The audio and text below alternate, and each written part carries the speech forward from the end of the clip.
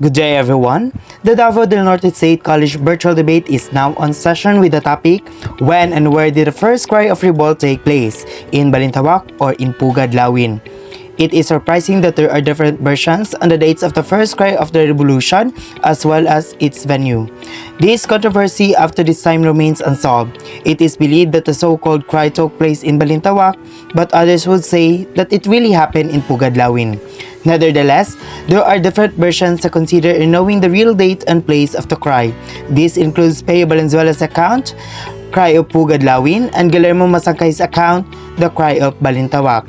To present to you, the affirmative side consists of two members, Speaker number 1, Julina Dumagno, and Speaker number 2, Denver Ikoy, who will be defending the accounts that the first cry happened in Balintawak. I also like to present to you, the negative side consists of two members, Speaker number 1, Jennifer Bahaw, and Speaker number 2, Kate Ofesio, who will also defending the accounts that the first cry happened in Pugad, Lawin. So let's the debate begin, starting with the affirmative side defending that the first cry happened in Balintawak. Thank you, Mr. Moderator. I am from the affirmative side, which says that the place where the first cry of battalion occurred was in Balintawak. Today, I will present to you the evidences of our claim. First, the mainstream is the eyewitness account by Guillermo Magsakay, who is the general of the Katipunan and the personal advisor of Andres Bonifacio. As one of the first member of the Katipunan and one of Bonifacio's demands for approval to change the organization to an association for revolution. His narratives have credibility in regard to the first cry of the revolution. Captain Olegario Diaz, Spanish commander of the Guardia Civil Veterana of Manila, who investigated the discovery of the Katipunan, he also included in his official record the findings on the site and the date of the rally of the revolution. According to Captain Olegario Diaz, the first cry occurred at Balintawak on August 25, 1896. Bonifacio and his followers hurriedly fled to the nearby town in Caloocan. On the 23rd of August 1896, Bonifacio moved to the barrio of Balintawak, followed by 200 men from Caloocan. On the 24th of August, they were attacked by the Guardia Civil in the outskirts of the said town, and they retreated to their hiding places. On the 25th of August 1896, the Supreme Council called for a big meeting in the barrio of Balintawak, and more than 5,000 members attended.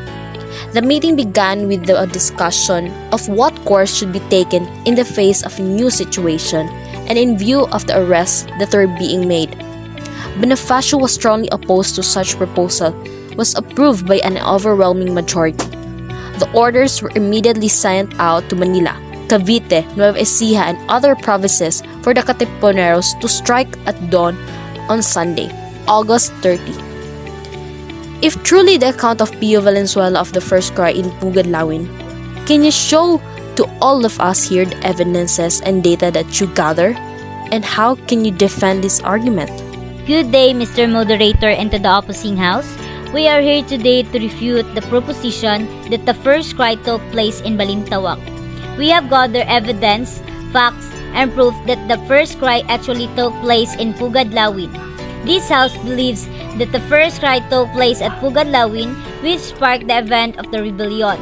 The place Pugad, Lawin is now a part of the 75 years old Quezon City, along with equally historic Pasong Tamo, Banlat, Balintawak, Pasong Putik, and Kangkong now remain as Barangay Apolonio Samson. The place is believed to be the venue where Bonifacio and the other revolutionaries toured their cédulas, which signifies the rebellions against the Spanish rule. That is the rebellion that led to the rise of a new era in the history of the Philippines and the beginning of the first Philippines Revolution. This proposition came about with the help and guide of sources.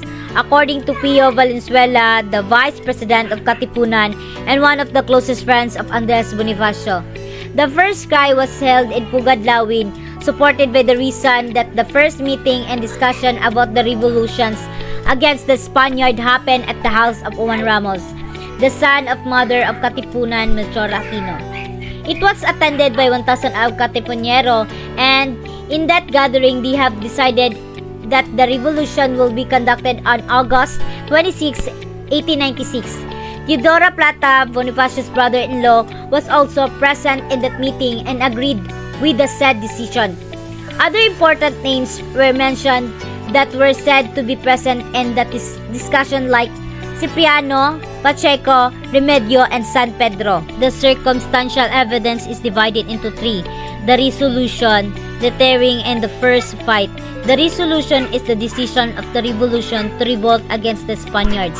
Second, the tearing is the ripping apart of their cédulas and the yard of Jose Ramos.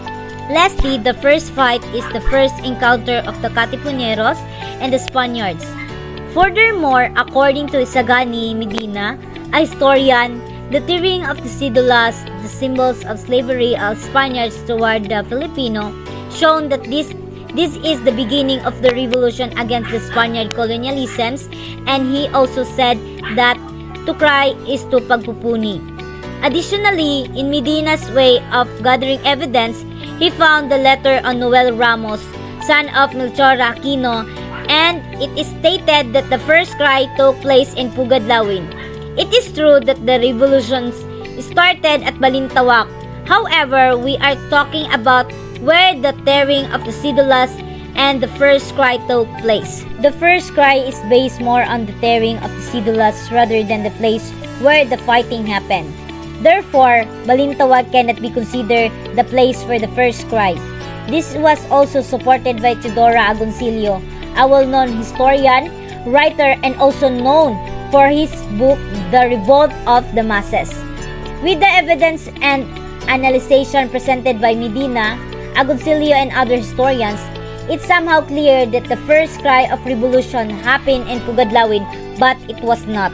The historic first rally of the Philippines Revolution of 1896 occurred at the rustic barrio of Balintawak, a few kilometers north of the city of Manila, on August 26, 1896. This is according to the eyewitness account by Katipunan, General Guillermo Masangkay, and Bonifacio, childhood friends. August 26, 1896. This date and site were officially adopted by the government during the early years of American regime. On August 26 yet, a big meeting was held in Balintawak at the house of Apolonio Samson, the kabisa of that barrio of Caloocan. Among those who attended were Bonifacio, Emilio Jacinto, Aguido del Rosario, Tomas, Remigio, Bricio, Pantas, Teodoro Plata, Pio Valenzuela, Enrique Pacheco, and Francisco Carrion. They were all leaders of the Katipunan and composed the board director of the organization. The purposes of the meeting was to discuss when the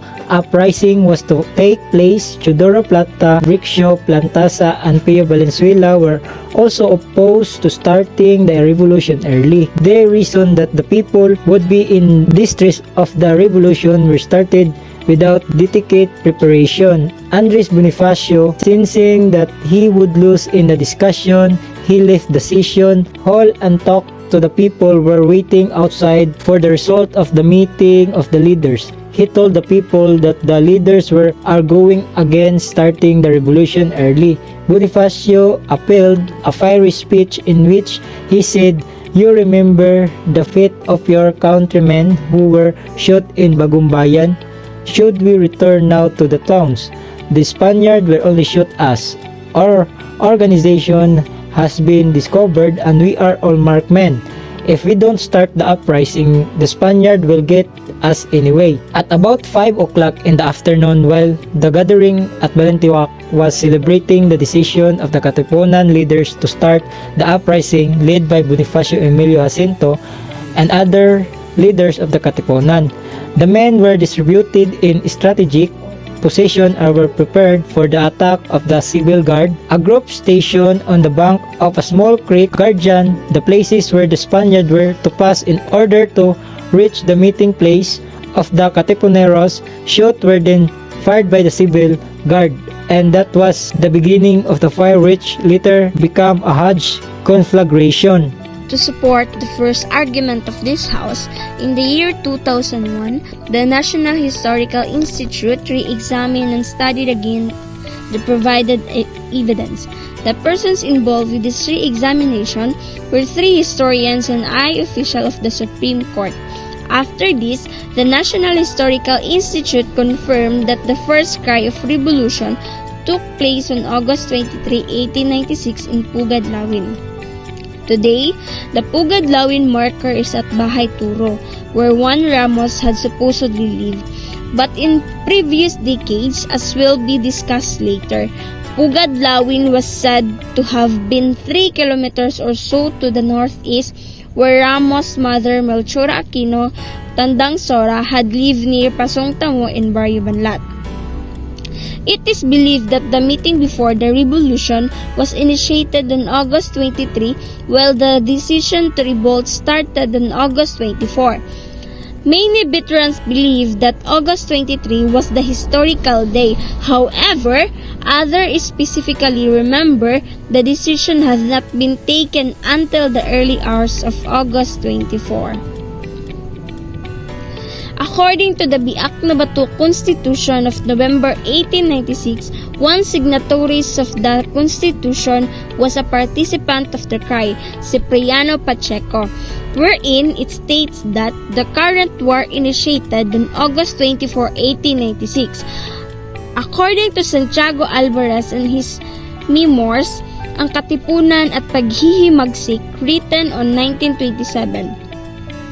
There are records entrusted to him by the first leaders and fighters of the Katipunan contains the account of Ramon Bernardo, a Katipunan leader from Pandacan who was a participant in the cry, stated that the date of the formal decision of the revolution was on August 24. It is also written on the borador ng pulong ng kataas-taasang sanggunian, a rough copy of the Book of the Katipunan Supreme Council. Sources coming from historians including Agoncillo and Medina believe that the cry is both the events of making the formal decision of the revolution and the tearing up of the cédulas, and both of the said events took place at Pugad, Lawin. Furthermore, they added that it happened before the revolution at Balintawak. With sufficient evidence at hand, it is concluded that the first cry happened at the Pugad, Lawin. At this very point, I will give the room to the affirmative side, and next is the negative side to conclude their arguments. Guillermo Masangkay's The Cry of Balintawak, August 26, 1896. This version is written by the Katipunan General Guillermo Masangkay. He is an eyewitness of the historic event and childhood friend of Bonifacio. According to him, the first rally of the Philippine Revolution happened August 26, 1896 at Balintawak. Correspondingly, the date and site presented were accepted by the preliminary years of American government. The cry of Balintawak occurred on August 26, 1896.